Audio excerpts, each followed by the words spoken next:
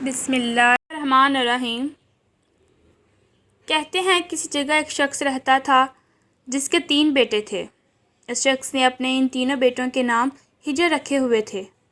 دن گزرتے رہے حتیٰ کہ اسے مرض الموت نے آن لیا۔ اس نے اپنے تینوں بیٹوں کو بلا کر کہا کہ ہجر کو وراثت ملے گی، ہجر کو وراثت نہیں ملے گی اور ہجر کو وراثت ملے گی۔ اس کے ساتھ ہی اس کی روح قبض ہو گئی۔ یہ خود تو فوت ہو گیا مگر اپنے تینوں بیٹوں کو حیرت میں ڈال گیا کہ کیسے فیصلہ کریں کن 2 ہجر کو وراثت ملے گی اور کس ایک کو نہیں ملے گی۔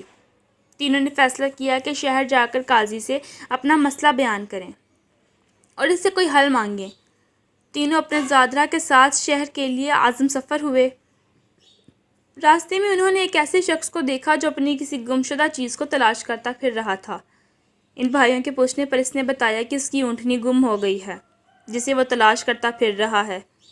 ایک ہجڑ نے پوچھا، کیا تیری اونٹنی ایک آنکھ سے کانی تھی؟ اس آدمی نے کہا، ہاں ایسا ہی تھا۔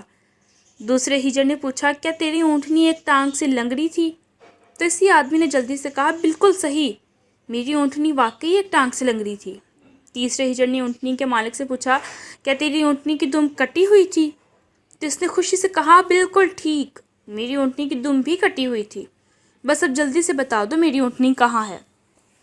تینوں ہجڑ نے مل کر جواب دیا، باخدا، ہمیں آپ کی اونٹنی کے بارے میں کوئی علم نہیں، ہم نے اسے ہرگز نہیں دیکھا۔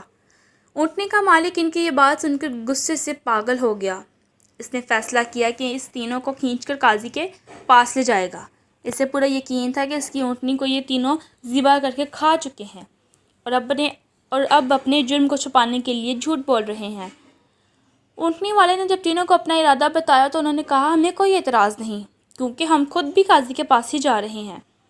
جب یہ چاروں قاضی کے پاس پہنچے تو اونٹنی والے نے قاضی سے اپنا قصہ بیان کیا۔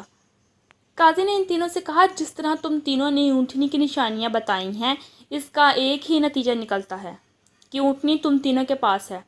بہتر ہے کہ تم اپنے جرم کا اعتراف کر لو۔ پہلے نے کہا، جناب عالی، ہم نے اونٹنی تو نہیں دیکھی تھی، ہاں البتہ اونٹنی کے آثار ضرور دیکھے تھے۔ جب میں نے اس سے کہا تھا کہ تیری اونٹنی ایک آنکھ سے کانی ہے تو میں نے دیکھا تھا کہ راستے کے ایک طرف کا گھاس تو خوب چرا ہوا تھا مگر دوسری طرف کا ویسے ہی موجود تھا۔ اس کا ایک ہی مطلب تھا کہ اس شخص کی اونٹنی ایک آنکھ سے کانی رہی ہوگی۔ دوسرے ہجڑ نے کہا، میں نے دیکھا تھا کہ راستے میں 3 قدم تو گہرے لگے ہوئے تھے جبکہ چوتھا قدم زمین پر معمولی پڑا ہوا تھا، جس کا مطلب صرف اتنا ہی بنتا ہے کہ یہ جانور لنگڑا بھی تھا۔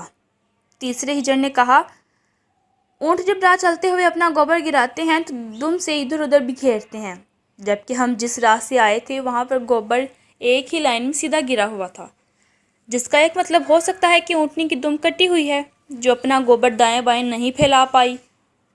قاضی نے بغیر کسی دیر کے اس آدمی کی طرف دیکھا اور کہا، تم جا سکتے ہو، تمہاری اونٹنی ان لوگوں کے پاس نہیں ہے اور نہ ہی انہوں نے اسے دیکھا ہے۔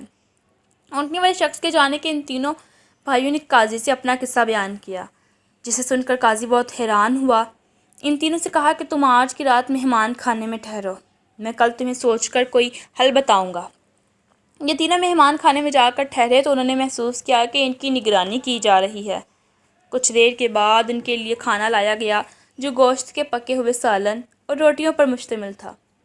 پہلے نے کھانے کو دیکھتے ہی کہا، یہ سالن کتے کا گوشت کا بنا ہوا ہے۔ دوسرے نے کہا، روٹیاں جس عورت نے پکائی ہیں وہ حمل کے ساتھ اور پورے دنوں سے ہے۔ تیسرے نے کہا، یہ قاضی حرام کی اولاد ہے۔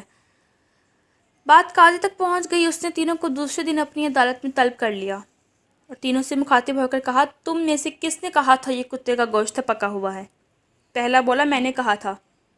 قاضی نے باورچی کو بلوا کر پوچھا تو اس نے اعتراف کیا کہ پکانے کے لیے کچھ نہیں تھا، تو اس کی شرارت سوجی اور اس نے کتا مار کر اس کا گوشت پکایا اور ان کو کھانے کے لیے بھجوا دیا۔ قاضی نے پہلے سے پوچھا، تمہیں کیسے پتہ چلا یہ گوشت کتے کا ہے؟ اس نے بتایا، بکری یا اونٹ کے گوشت کے نیچے چربی لگی ہوتی ہے جبکہ یہ سارا چربی نما تھا جس کے نیچے کہیں کہیں گوشت لگا ہوا تھا۔ قاضی نے کہا، تم وہ ہجر ہو جس کو اپنے باپ کے مال سے وراثت ملے گی۔